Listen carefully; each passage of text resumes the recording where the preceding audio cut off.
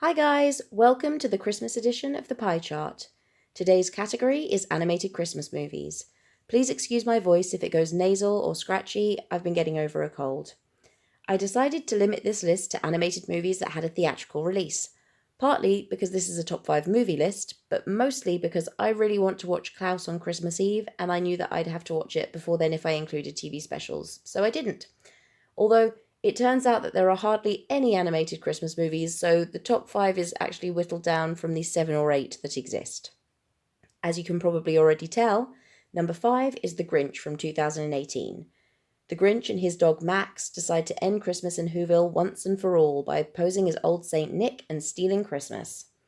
Benedict Cumberbatch stars as the Grinch in the third screen adaptation of the Dr. Seuss classic. Personally, I like the Jim Carrey version from 2000. I was probably a little bit older than the target audience when I finally saw it, but I really liked it. So I'm probably a little bit less sold on the 2018 version than I could be. The animation is really good, it looks incredibly crisp and the colours are beautiful, even if a little bit bright for some. The score is by Danny Elfman, whose work I adore and who will make another appearance on this list shortly. The 2018 version of the movie is much sweeter than its predecessors. And although it's not my favourite version, it's the only one that actually fits into the category I imposed on myself, so it's on the list. I haven't tried it on my boy yet, but I hear this version is very popular with kids, so that's another selling point. This movie didn't break the mould, but it's a decent thing to watch at Christmas. Number 4 is The Polar Express, the 2004 live-action motion capture animation.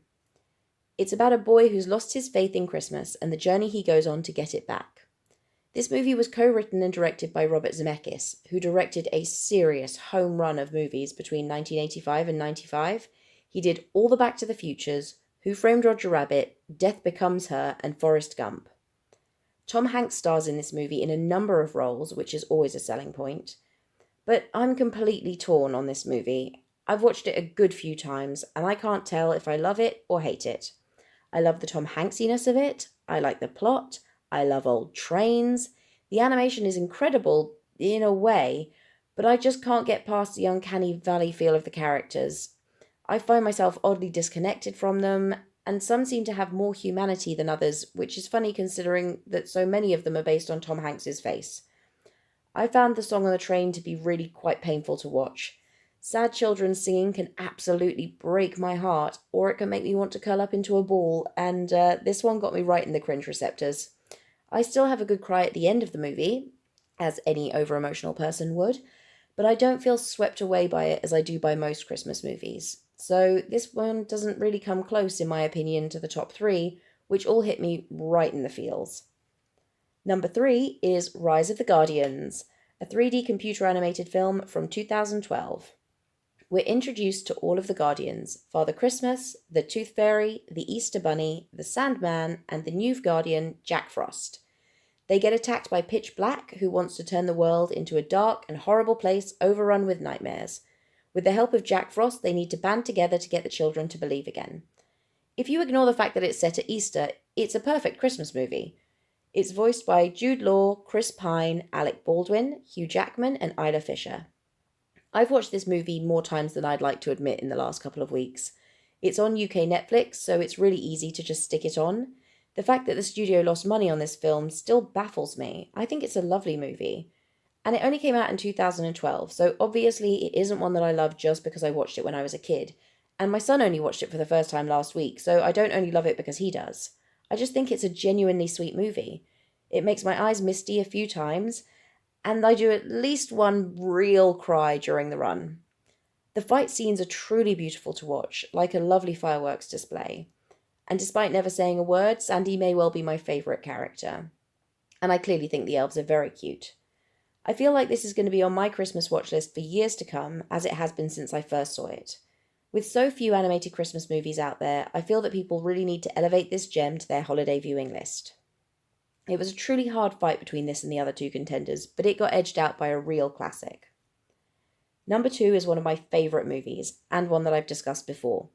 The Nightmare Before Christmas is a stop-motion animation from 1993, and just a ridiculously beautiful movie. Jack, the Pumpkin King, discovers Christmas Town when on a walk with his dog. He decides that the inhabitants of Halloween Town deserve to experience the wonders of Christmas for themselves. So he captures Sandy Claus and sets about making his own spooktacular plans for Christmas. I absolutely love the music, again provided by the wonderful Danny Elfman, who not only wrote the score, but 10 of the songs and was the singing voice of Jack Skellington. It all came from the beautifully twisty mind of Tim Burton, who has created so many masterpieces. He originally came up with the idea in 1982 and wrote a 3-page poem whilst working at Disney. They attempted to develop it at the time, but it fell through. Luckily, nearly a decade later, they revisited the project and made one of the greatest animated movies that exists. Henry Selick took the reins as director, as Tim Burton was busy filming Batman Returns, but he also wasn't keen on shooting the painstakingly slow process of stop motion. And it was quite the process, with 109,440 frames being shot for the film. The plot does what most good Christmas movies do. It messes up Christmas, but, spoiler, fixes it at the last minute. It has real heart to it, which overrides the Halloween themes and makes it a wonderful film for this time of year. As I said in my Halloween pie chart, I don't limit this film to once a year. If it wants to be watched on all appropriate festive occasions, who am I to stop it? But the mix of both holidays has prevented this absolute classic from reaching my top spot yet again. The number 1 spot goes to Arthur Christmas. The 3D computer animated film from 2011 beat some seriously stiff competition to gain my top spot. Despite my intense love of Nightmare, this relatively new classic has found its way into my heart and onto the top of my list. When a present gets left behind on Christmas Eve, Arthur Claus, Father Christmas's youngest son, sets out on a mission to deliver it. I'm not sure if it's because it's British, but everything about this movie speaks to me. It's so heartwarming and funny, truly the perfect thing to watch at Christmas. James McAvoy plays Arthur, a clumsy, lovable sort who's kept out of the way in the mailroom. Jim Broadbent plays Malcolm Claus, or Santa. He's on the edge of retirement and he's become detached from the magic of Christmas as the process has become more streamlined and efficient. His oldest son, Stephen, played by Hugh Laurie, is next in line for the job. He's very capable and organised, but quite cynical. Bill Nighy plays Grand Santa, the slightly wild former Santa who can't quite get to grips with the modern technology.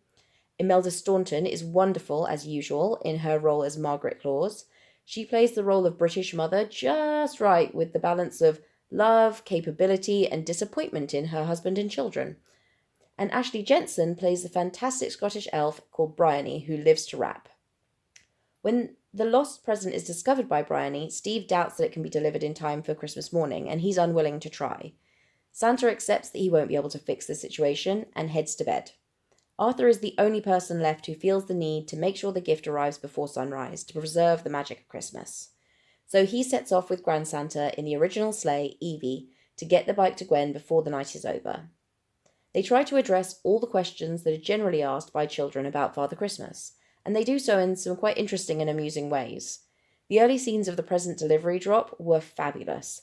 The technology used in the film still has magic behind it, as I can't explain how the naughty nice scanner would work, but the addition of tech makes the magic easier to explain to kids in this age of computers. Made by Aardman Animations, it was a departure from their usual style of stop motion into the world of computer animation, but a very successful one. The visuals are really crisp and the colours are warm and homey. The gift wrapping scene towards the end of the movie is another example of how brilliantly it was animated. This movie didn't just gain my top spot because it's one of the only movies on the list to be entirely about Christmas. It got there because it's funny, sweet, beautifully made, and smartly thought out. Perhaps most importantly, it fills me with joy, which is something I'm looking for in a Christmas movie. But I like it so much that I've watched this movie in the summer. And I'm pretty sure that makes me quite unusual, but I've worked as an elf, did a summer as a Christmas tree decorator, and nowadays I spend all my time making gingerbread, so I'm probably more accepting of year-round Christmas than most people are. So that was my top 5. I know that I'm releasing this incredibly late yet again, despite saying I'd be more organised at the end of my Halloween video. Turns out I wasn't. Oh well. Anyway, have a wonderful Christmas. Subscribe if you want to see more top 5 movie lists with pies, of course, or check out my TV theory video series, Let's Theorise with Pies. Have a great holiday. Bye!